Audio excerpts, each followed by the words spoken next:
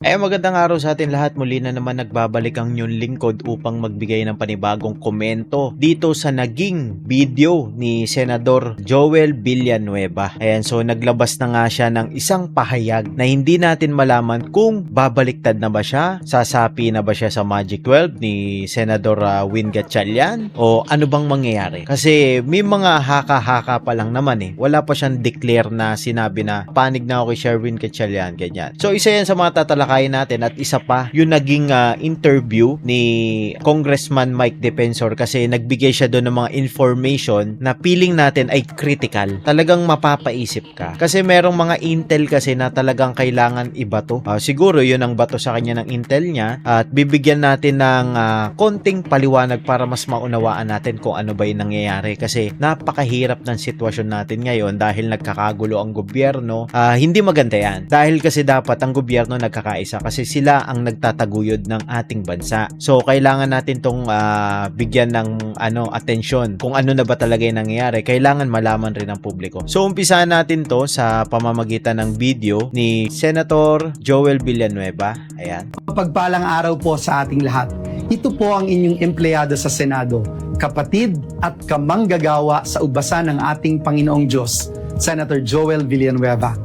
Sabi po ng Kawikaan, Kabanata 3, talatang 4 hanggang 6, kay Yahweh ka magtiwala, buong puso at lubusan, at huwag kang mananangan sa sariling karunungan.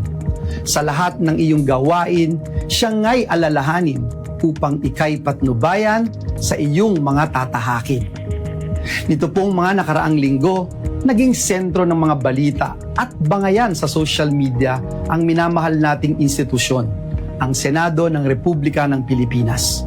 Nag-ugat po ang mga kaguluhan sa... Bale, bago natin to ipagpatuloy, nakikita nyo kung paano siya ka-play safe sumagot. 'Di ba? Parang ayaw niya magbigay ng kahit na anong hint, pero nababasa natin rito is parang napipilitan lang siya. Dahil nga 'di ba, may nakaambang kaso sa kanya at ang pagkakaalam natin kapag hindi siya pumanig sa Magic 12 ni Senador Sherwin Gatchalian is talagang makukulong. Makukulong siya. So panoorin pa natin kasi meron siyang mga ibang dito kumbaga information na ibibigay na mapapakinabangan ng taong bayan. Magkasunod na pagpapalit ng liderato ng Senado noong May 11 at June 3. Sa kaliwat ka ng issue tungkol sa Senado at sa mga problema ng bansa, tinatanong po ng ating mga kababayan, saan ba tayo kakampi?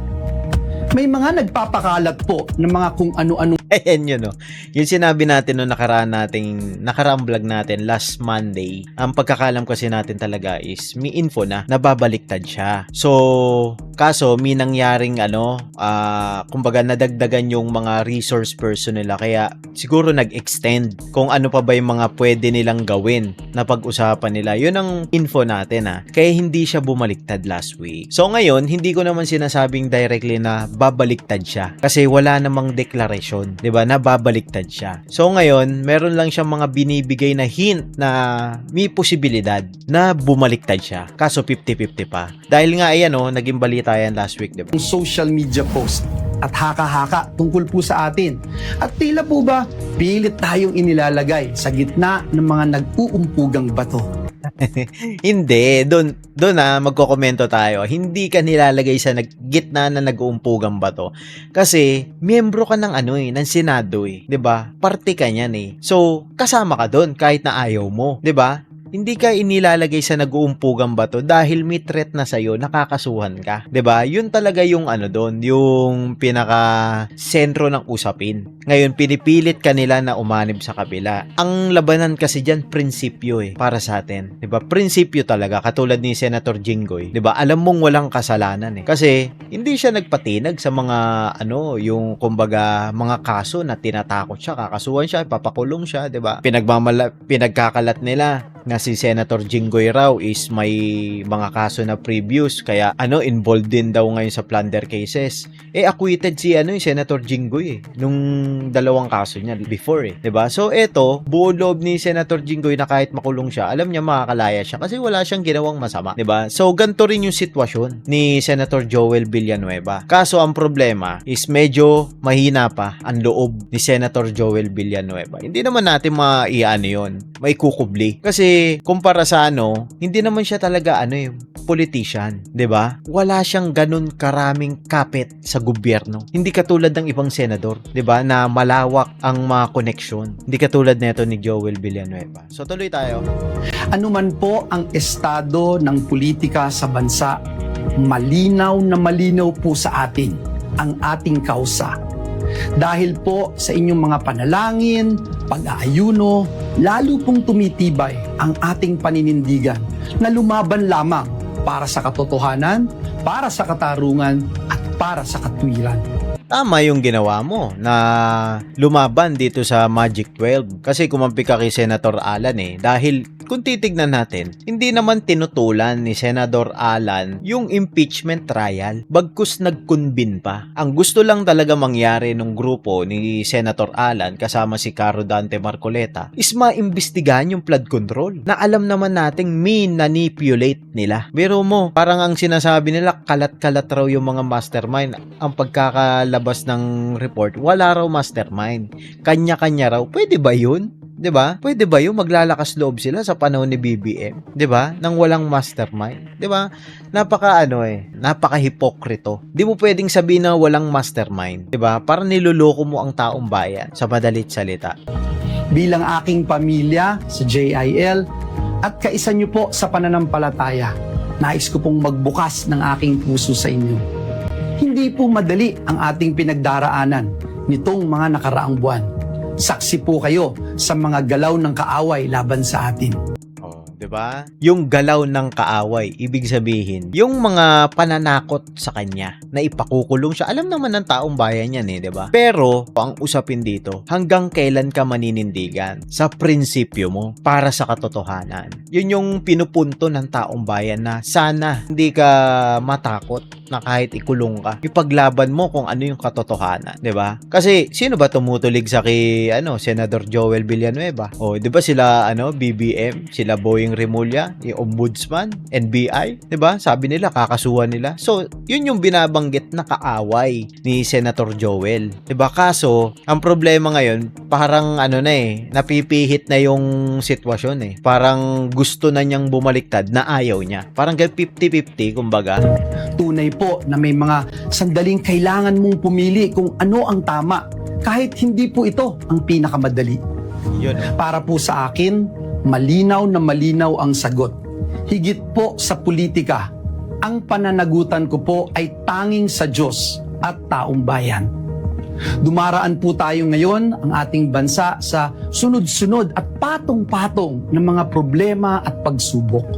Hindi pa nga po tayo lubos na nakakabangon mula po sa matinding pagsirit ng presyo ng produktong petrolyo. Dulot po ito ng digmaan sa Middle East. Patuloy po na bumabagsak ang halaga ng piso laban sa dolyar na lalo pa pong nagpapahirap sa ating mga kababayang Pilipino. Patuloy po na tumataas ang presyo ng mga pangunahing bilihin na direkta pong nagpapasakit sa bulsa ng ating mga kababayan.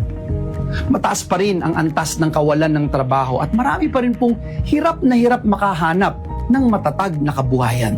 Sa totoo lang yung sinasabi dyan ni Senator Joel Villanueva is kadalasan nang nangyayari yan. Kaso kasi dumoble lang ngayon. Kumbaga yung nangyaring gera sa Iran. Pero kung papansinin natin, talagang tumataas ang bilihin noon pa. Dahil nga mahirap na yung bansa natin Paano naman nangyaring naging mahirap? Kasi nga sa corruption. 'Di ba? Hindi masolusyonan yung corruption sa natin, sa bansa natin. 'Di ba? Kaya yan, patuloy na tumataas kapag nagkaroon ng krisis ang mundo. Ang unang-unang apektado, tayo, Pilipinas. Kasi alam nyo kung bakit mababa yung currency ng pera natin Tapos corrupt pa yung mga government official natin. Talagang maghihirap ang taong bayan dyan. 'Di ba? Yun kasi yung katotohanan na hindi ka pwedeng magtago sa sinasabi nilang kahirapan, pagtaas ng gasolina, pagtaas ng bilihin, pagtaas ng dolyar laban sa peso. Kasi talagang nangyayari na yan. Dumoble lang yung pagdating ng langis. Pero kung titignan natin ng mga nakaraang panahon, nangyayari talaga yan. 'Di ba? Dito kasi pansinin nyo, unti-unti na niyang binubulgar. Unti-unti na niyang parang nagpapahiwatig na siya na parang may gagawin siya. 'Di ba? Panoorin pa natin. Nananatili po ang banta ng isang Super El Nino na maaari daw pong magpalala ng kalagayan ng ating bansa.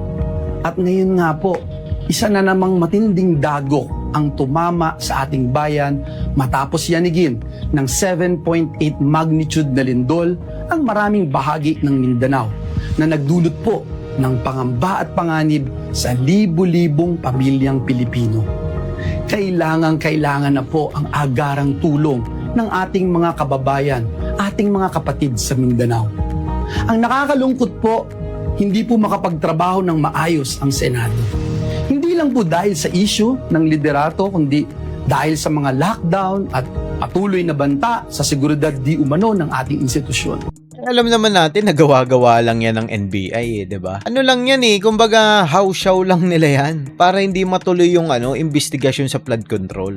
Biro mo na, sabi nga ng AFP, wala silang nare-receive na threat. PNP, ganun rin. Pagdating sa NBI, may threat. Aba, napakalakas naman ang intelligence ng NBI kaysa sa AFP saka PNP. Samantalang, isa sa pinakamalaking intelligence group ay ang AFP, pati ang PNP. 'Di ba? Titignan nyo yung sitwasyon, 'di ba? Malaking kalokohan yan yung sinasabi dyan na yung lockdown, 'di ba? Kagagawan niya ng NBI, 'di ba? Wala naman talagang threat. Gusto lang nila i-postpone yung hearing sa flood control.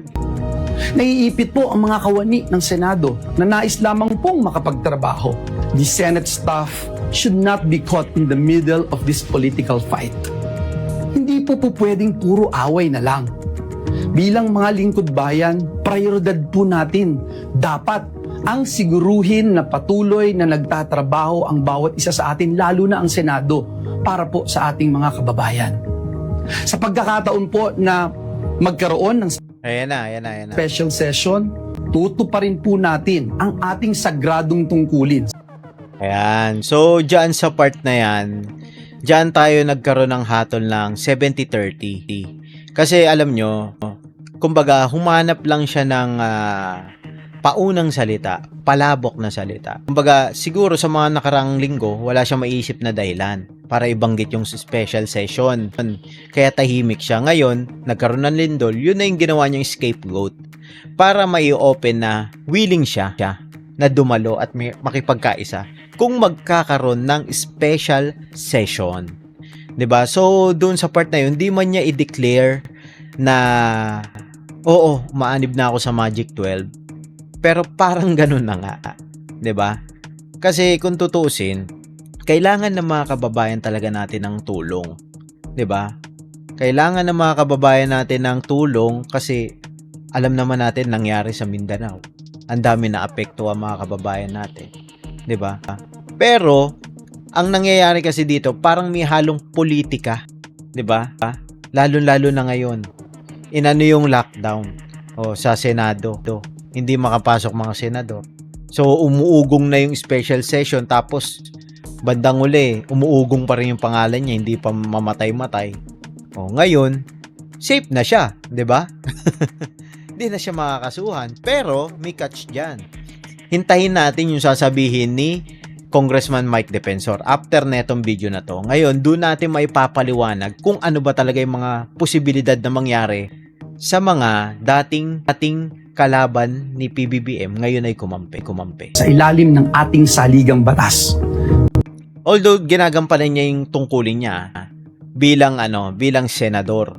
Pero hindi ibig sabihin nung kailangan mo nang umanib, 'di ba? Kumbaga, ito opinion lang natin to.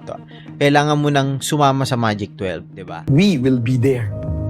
Una po, maghahain tayo ng resolusyon para matiyak na may sapat na pondo para sa Kasi kung titignan natin, yung pagpapahayag niya na kung may special session, tutulong. Pero, tignan yung si Camille Villar, si Mark Villar, si Amy Marcos, si Pia Cayetano, nagbigay ba sila ng pahayag? 'Di ba? Ang inaano nilang magsalita, si SP Alan Cayetano, 'di ba? Si SP lang ang nagsasalita para sa kanilang lahat. Pero bakit nagsalita si Senador Joel Villanueva? 'Di ba? Yun yung nakakapagtaka. So ngayon naglalaro sa isipan ng tao na babaliktad na to. 70-30. Yan. 30% hindi, 70% oo. Kasi di pa naman siya nagdedeklara na sasama siya sa Magic 12. relief, rehabilitation at muling pagbangon ng mga lugar na tinamaan ng lindol sa parte ng Mindanao.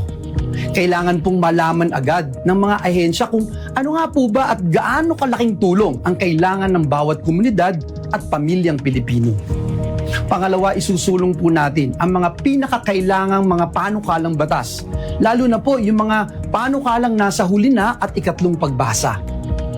Ikatlo, bibigyan katiyakan po natin ang ating mga kapwa lingkod bayan na naghihintay ng confirmation ng kanilang mga appointment, lalo na po ang mga opisyal ng ating sandatahang lakas. Mga kapwa kong manggagawa sa ubasan ng Panginoon, hindi po ito panahon ng kampihan.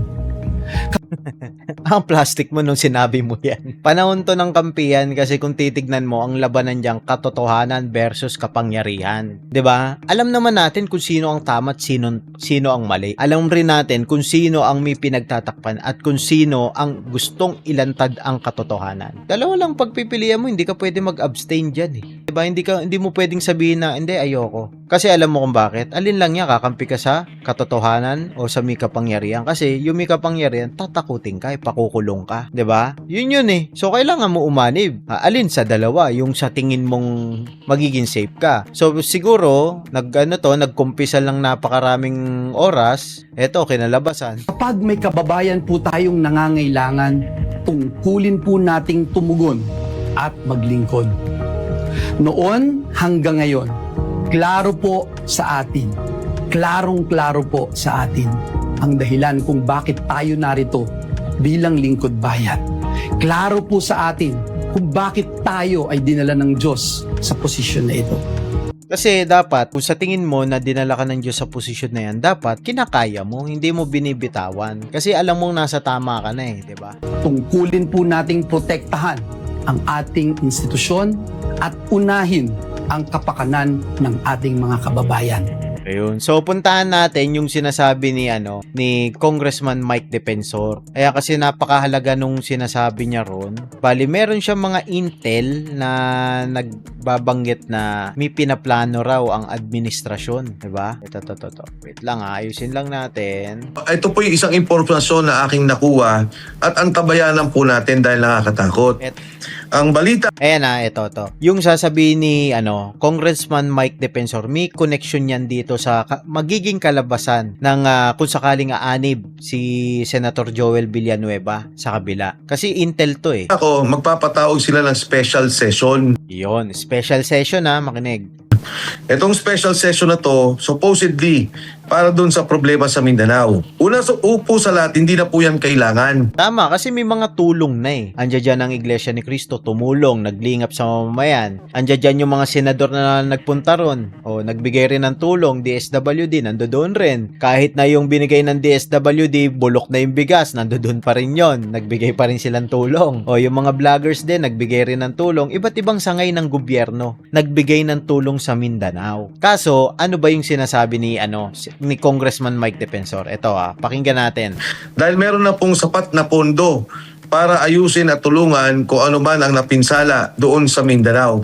Hindi na kailangan na magkaroon ng deklarasyon ng Kongreso at hindi na rin kailangan magkaroon ng supplemental budget. Ayun, may pondo na pala eh. Pero, pag sila po yung nagka-special session, ang una nilang gagawin ay ipipilit nila ang pagbabago ng liderato ng Senado. Ipipilit nila na yung 12 ay pwede na. Kasi ano pong ibig kong sabihin? Kung naalala niyo yung Abilino versus etong Cuenco na kaso, nung una silang magdebate, 22 sila sa loob ng Senado. Nag-walk out yung kabila, yung 10. Pero yun po yung majority nung panahong yon. So ang sabi nitong 12, kami na ang majority. 11 po ata sila, pero yun, tama, 12. Ngayon, ang gusto nilang palabasin dito, pag nagpatawag sila, darating lahat ng senador. So siyempre yung isa nakakulong, Senator Jinggoy Estrada, yung isa ay nagtatago, si Senator Bato de la Rosa. Lalabas may quorum sila 22. Tama. Pipilit nila ngayon yung Senate President na sa 12 pa lang ay pwede na dahil ang quorum gagawin nilang ang membership ng Senado gagawin nilang 22 na lang. Ayun. So, ang gagawin pala dito, mamanipulate na naman nila yung Senado. Kumbaga, pipiliting paatinin lahat. Ngayon, kung sino hindi makaka-attend, yun na yung hindi kasama sa botohan ng Senate President, 'di ba? Pero kung tutuusin, kasama pa rin dapat yun. Dahil hindi naman sila yung suspendido 'di ba? Hindi sila suspendido. Si Senator Jinggoy pwede pa ring bumoto. Si Senator De La Rosa pwede pa rin bumoto. Kaso ang problema lang, pag lumutang na naman si Senator De La Rosa, si Senator Bato, huhulihin kahit labag sa natin, sa konstitusyon natin, 'di ba? Huhulihin nila, papadala nila sa dahig. Oh, 'yun ang technique, 'di ba? Pananakot. Oh, si Senator Jinggoy naman, kakatwiran nila, hindi nakakulong na So walang choice, 'di ba? Mamanipulate na naman nila ang Senado para makuha nila ang majority ng Senado at maiupo nila si Sherwin Gatchalian bilang SP, 'di ba? Sandali Ang ko, mabigat po, linawin natin So supposedly special session yan for the Mindanao. for the Mindanao. Pero ipupolitikahin nila? Ayun Yes. Yan po ang balitang nakuha natin. Ngayon, pagka po nangyari yung 22, di ba? Ang naging batayan nila, papalitan nila yung Senate leadership. Ang pangalawa nilang gagawin ay aarestuin ang mga senador Ayun. Doon na magkakandak ng aresto. Patay tayo dyan, 'di ba? na may mga kaso. Kasama na po dyan kami ni Senator Marcoleta kasi plunder yung kaso, ikukulong din si Senator Marcoleta. Pag napababa nila sa 18 ang membership ng Senado, kasi 18 na lang ang pwedeng pumasok, nakakulong na si Bongo, nakakulong si Joel Villanueva, nakakulong si Marcoleta, balita ko rin si Robin Padilla, ikukulong din nila. So ang mangyari po, magiging 18 na lang ang Senado. Kaya pala napapansin natin sa mga balita na ang sabi, si Robin Padilla kasabot sa pagtakas, si SP Alang kasabot sa pagtakas, si Senador Marcoleta, plunder, yung 75 million kuno na ibinibintang nila. 'Di ba? Lahat ini-issue nila sa pagnanakaw, sa plunder cases, 'di ba? So, para may dahilan sila para ikulong itong mga senador na to, para hindi na maging balakid, 'di ba? Parang ganun 'di ba? Kumbaga ang ginagawa nila is ipinapaalam na nila sa taong bayan na may gantong issue to kahit naman hindi totoo, 'di ba? Kung tutuusin yung kay Senator Padilla pati kay Senator Alan na pinatakas raw si Bato, di dapat kulong din si Remulla. 'Di ba? Pinakita natin sa vlog natin nakausap ni Remulla si Bato. Ba't di niya inaresto ron? 'Di ba? Tapos si Senator Jinggoy inaresto niya sa loob ng Senado. 'Di ba? Nakita niyo yung pagkakaiba pagmamanipula nila sa sa Senado sa batas, pambabaluktot nila ng batas. Tignan niyong mabuti. Panoorin niyo, suriin nating mabuti to kasi napakahalaga nito So ang 2/3 doon ay 12. So kung, I'm sorry Kong. So ito, Bali, ang magiging neto, yung parang pinalalabas sa Intel is konektado to sa impeachment ni BP Sara. Kasi nga naman, tignan natin pag napakulong na tong mga senador na umaanib sa katotohanan, na alam naman natin na walang sala si BP Sara, wala nang hadlang para ma-impeach si BP Sara. Kasi lahat bayad na Lahat nandoon na, 'di ba? Naki-PBBM na lahat ng senador na nakaupo, puro PBBM na, administrasyon na. Sino pa nga hadlang? Kasi ang 2/3 nga 12. Wala nang hadlang, 'di ba? Hindi na maisisiwalat ang katotohanan kahit na maidepensa ng kampo ni BP Sara si BP Sara, 'di ba? Kumbaga fix na may impeach na talaga si BP Sara kahit na anong depensa ng ni BP Sara. 'Di ba? Ganun nila manipulate ang ang gobyerno. ikaugnayan pa rin ito sa impeachment ni BP Sara Duterte. Ano mangyayari? Kasi kailangan 16, di ba, bago ma-impeach si BP Sara Duterte. Paano? Pag naging 18 na lang sila, may pagbabago bang mangyayari doon? Gusto nilang palabasin na 18 na lang ang total membership ng Senado. So pagka 18 na lang, pag ikay nakakuha ng 12, pwede na yung 2/3. Pagka 18 na lang at meron kang 2/3 ng Senado, Pero kasi 'di ba, kaya gusto rin nilang makulong yung ibang mga senador kasi 2/3 ng vote para ma-impeach si BP Sara. Kasi 16 ang kailangan nila Ngayon kapag mapapakulong nila yung iba, magiging 12 lang ang kailangan nila. Kasi kung sino yung available na senador dun yun lang naman ang kukumputin nila 'di ba? pwede mo na rin pagpalitan ang saligang batas. Ayun. So, So, diretso na pala yun sa charter change, 'di ba? Sa constitutional change, CONAS. Bali, ano yun na nila, buburay na nila yung constitution. Yung 1987 constitution, papalitan na ngayon nila. Na, ang sabi gagawin nilang prime minister si PBBM na hindi na maaalis sa pwesto, 'di ba? So, marami maapektuhan yan, yung karapatan ng mga tao. Kasi kung ganyan ang mamumuno, 'di ba, na may mga issue ng corruption, lalo maghihirap ang taong bayan. Kawawa naman. Ito yung kabuwang lumalabas na kwento. Tingnan po natin at tambayanan natin kung ano mangyayari. Pero linawin natin, wala namang lilipat from Cayetano Black to the BBM senators? Sa aking pagkakaalam, Banat, wala. Ang isang rason kung bakit hindi siguro nakumbinse yung mga senador, kung naalala ninyo, di ba yung kaso kay Senator Bong Revilla? Ito na. Kung bakit si Joel Villanueva kanina sa previous video natin is alanganin 70-30, 'di ba? Alanganin. Ito yung dahilan. Ay kaso lamang na itinuro siya ni Yusek Bernardo. At dahil doon, Ang sabi si Bong Revilla kaya nakulong dahil itinuro lang siya ni Yusek Bernardo. So tuloy tayo. nakulong na siya. Yung tatlong kasama o yung tatlong nagturo, siya lang ang nakulong, si Senator Bong Revilla. Sa Kongreso, bumoto ang tatlo, si Congresswoman Lani at yung dalawang anak na Revilla para sa impeachment ni Inday Sara. Ito naman ay narinig ko lang. Ito naman ay sa pagkakadinig ko lang.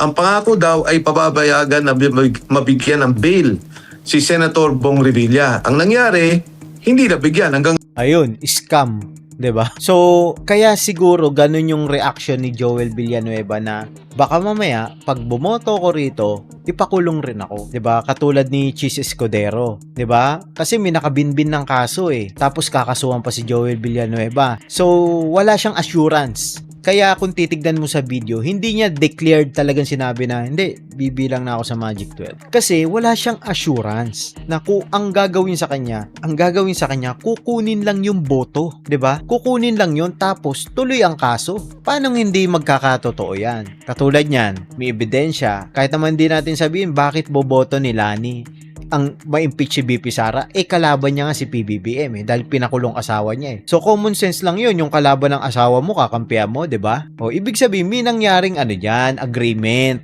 Kaso ang nangyari, hindi natuloy yung agreement. Pinawalang bisa. Pagkatapos gampanan yung sinasabing, bumoto ka na impeachment si BP Sara. Paano naman natin nasabing hindi natuloy? Bakit may magagawa ba sila? Kaya ba nilang habulin ng administrasyon, si Congressman Lani? O pati yung anak ni Bong Revilla, kaya ba nilang habulin sa usapan ng administrasyon? Wala silang kapangyarihan para lumaban. ngayon nakakulong. Kaya palagay ko, yung mga senador na nandyan, nakikita nila, ay mahirap pala to.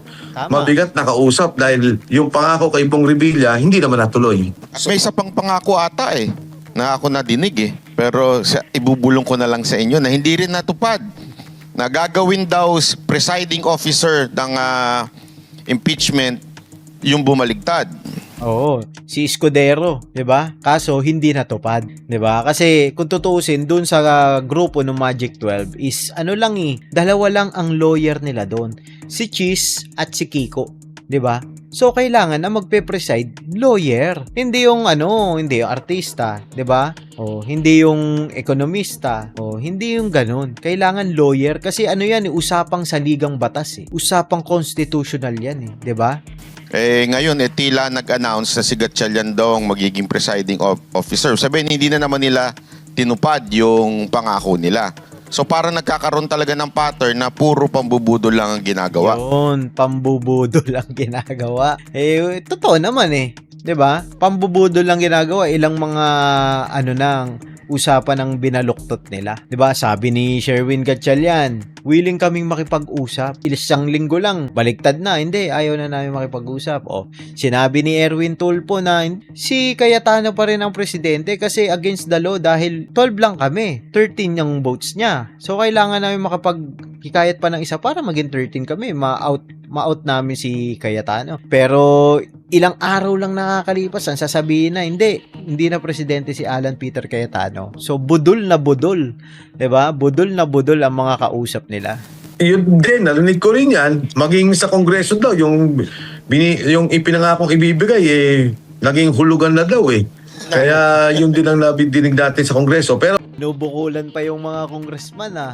yan naman ay mga kwento lang. Pero alam nyo ho, kahit na itong sinasabing pagpapalit sa Senado ng liderato sa special session, kahit ito'y kwento lang, ito po'y delikado eh. Kailangan nating antabayanan. Kasi pag ginawa po nila yan, pinalitan, pagkatapos nababoy na yung ating saligang batas, pagkatapos pating impeachment, ginulo na, nababoy na rin yung ating impeachment process, ang ating saligang batas, kawawa naman ho yung ating bansa. Yun nga yung Kung titignan nyo, may pattern sila eh. Pag napalitan ng SP, apektado yung impeachment. Pagkatas ng impeachment, diretso na silang constitutional change. Charter change, 'di ba? Dire-diretso. Parang minamadali nila na maipasa agad para maiupo na agad si PBBM. Ang iniiwasan nila makaupo si BP Sara dahil alam nila lahat sila mapapakulong dahil sa mga kagagawa nilang kabalastugan, paglabag sa konstitusyon o pagbaluktot ng katotohanan, pagnanakaw sa flood control, lahat yun mawawash out sila. corruption na nga, hindi na resolve tapos patuloy pa rin ang pagyurak at pagwara ng ating sistema ng gobyerno, ang ating mga institusyon at ang ating saligang batas. Patuloy nilang pinatakpan ng katotohanan. Yun ang dapat nating labanan. Kung Mike, di ba sila ngayon ay naka-lockdown? Tama po. So, Tama po. biglang next week, pag may special session para kanilang ipatibay yung 12-0 nila na yon, magbiglang mag-o-open ang Senate. Wala na, clear na. Wala na security threat. Ayun, pagdating sa kanila walang security threat. Wala bigla. And so, kung titignan natin, kung aaralin natin yung mga pangyayari ngayon, talagang minamanipulate ng administrasyon yung mga ngayon, branch of government. Kumbaga yung Kongreso, yung Civil Service, yung DOJ, o yung Senado, 'di ba? Talagang gustong-gusto niyang i-manipulate kasi para maisakatuparan yung hangarin nila na constitutional change, charter change, 'di ba? Ma-impeach si BP Sara para hindi sila mapakulong, mapagtakpan yung flood control. 'Di ba? 'Yun ang hangarin nila kasi kung tutusin, kung in good faith talaga sila, hayaan nyo sila. Huwag tayong makialam diyan kasi co-equal branch 'yan. 'Yun dapat, 'di ba? 'Yun dapat yung maging sentro ng pananaw mo, 'di ba? Hindi nangyayari, lahat pinakikialaman, lahat. O hindi, I recognize you pro tempore, win Gatchalian, 'di ba? Dapat hindi ka nangingialam, hindi ka nagte-take sides kung talagang in good faith ka sa pagpapatupad ng batas sa Pilipinas. 'Di ba? So bago nga pala tayo magtapos, ako'y nagpapasalamat sa lahat ng sumusuporta at patuloy na tumatangkilik ng ating mga komento sa mga pangyayari dito sa ating bansa. Huwag niyo po sana kalimutan mag-subscribe, like and share, and please click the notification bell button para palagi kayong updated sa lahat ng ating uploads. So magkita-kita po tayo next video. Hanggang dito na lang. Bye-bye.